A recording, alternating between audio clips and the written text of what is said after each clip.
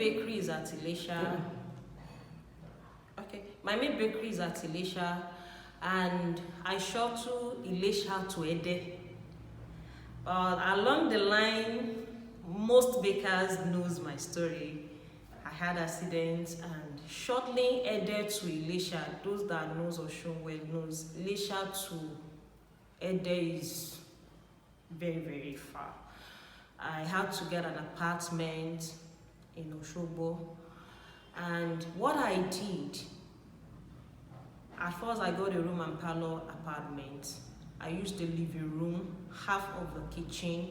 What I use for my bakery doesn't cross to my kitchen part. I divided my kitchen into two. The only thing that my personal kitchen and my bakery kitchen have in common is zinc that I used to wash.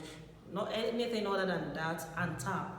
Anything other than that, we are always, each person knows their space. So I don't move things I use in kitchen to where I placed what I use in the bakery. I partitioned, kind of, not demarcating.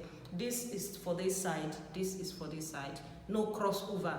The only place where you can see mix up is when you want to wash plates and wash bakery stuffs.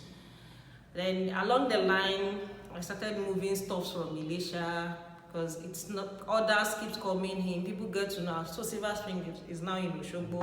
So I had to move out of a room and parlor self-contained to 2-bedroom flats. And still it keeps increasing. And mind you, while I moved to 2-bedroom flats, people got to know I'm here. Despite the fact that I don't want people visiting, they want to visit. So I use one of the room as my living room. So once you're coming in, you're not staying.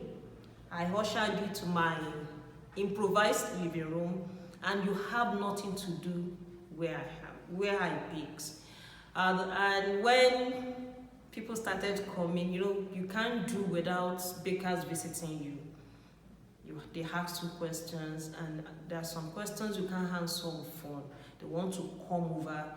I see the 2-bedroom apartment was not helping again. I'm not having my space as per the hygiene aspect of it. I don't like people coming to where I work with slippers. I have crop shoes. I call them crop shoes.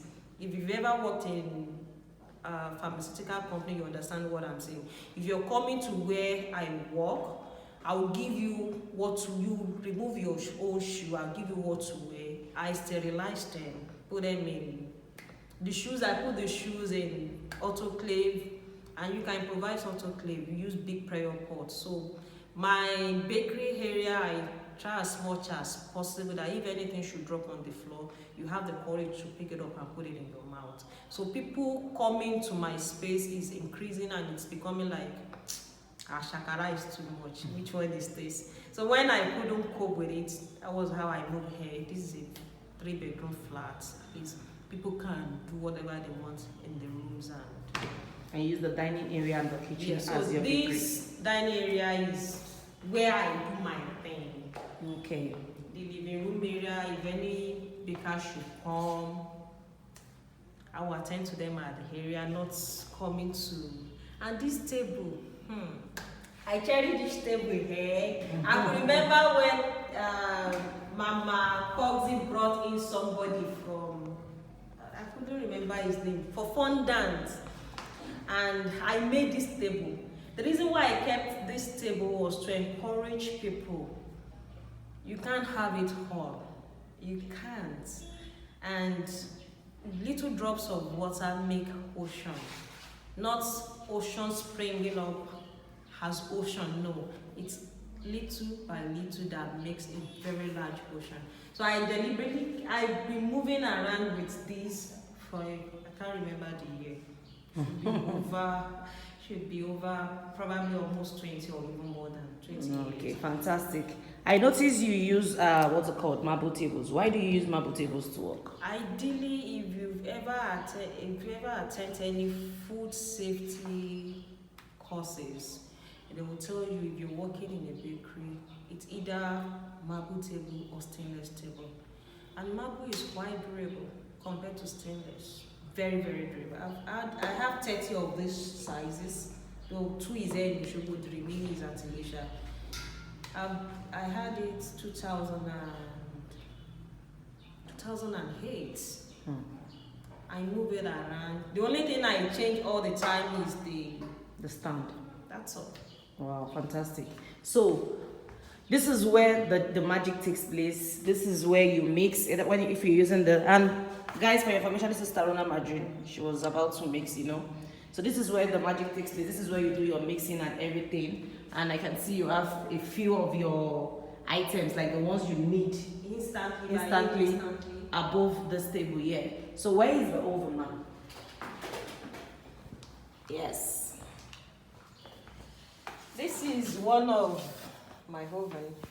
Because there is steady electrical power supply in Osun, so I brought one of my electric oven. I got this oven from Iruade in the year 1999, so I still move it around.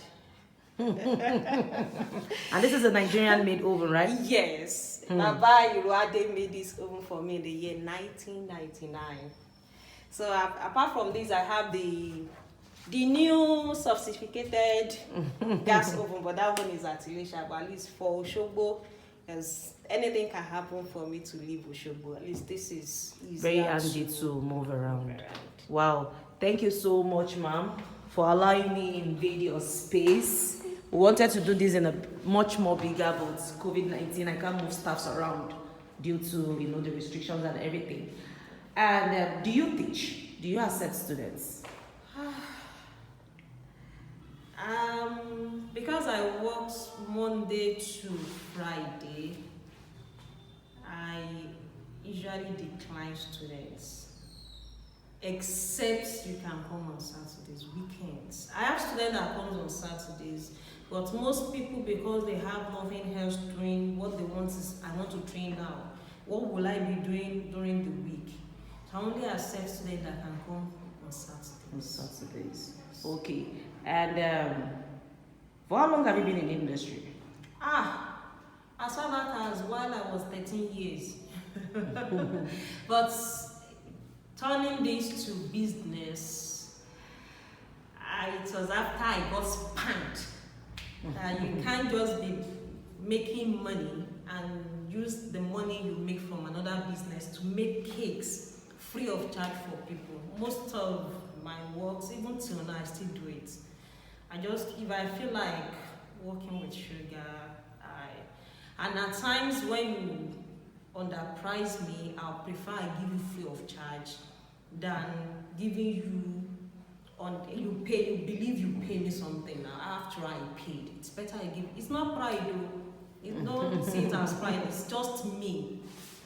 And those that have given free wedding cakes to, apart from the fact that they refer, we're still family. Though not blood related, but the way they treat me, you would think we're blood related. Wow. So your final words, ma'am, for those who are just starting out in the industry, or for someone who just feels they want to come into the industry, what's the final word for them? Determination and focus. Be determined that you get there. And mind you, sugar world, it's kind of dynamic. Don't see yourself as somebody that can't get up there. And don't see yourself as somebody that can be better off those that are up there.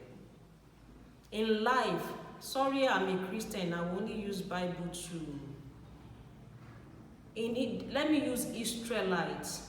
Deborah was so strong, outspoken, fierce, and he led Israelites to war.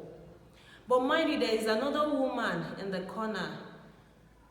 Nobody knows her. She's a wife, full-time wife. Nobody ever heard her name until she defeated Sisera. Go and read Bible, you know what I'm saying. So whether you are an introvert, you are an extrovert, you love your space, you love your privacy, Once you're determined that you want to make headways in this craft, not pulling others down, but you want your craft to be appreciated, be determined, be focused. A lot of side noise, a lot of discouragement from even yourself. You yourself will discourage yourself. Why am I doing this?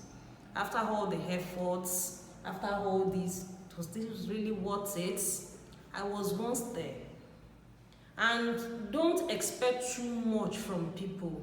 Because somebody your mentor and you're expecting the person to teach you free of charge. No. She is your mentor to guide you, not your teacher. And if somebody is your mentor, take care of that person like you take care of yourself. Your teachers, take care of your teachers like you take care of yourself. You never can tell where you reap the favor. Wow. Be determined. Thank you so much, ma'am. God bless you. More sugar in your mixer. Thank you. Thank you for having me.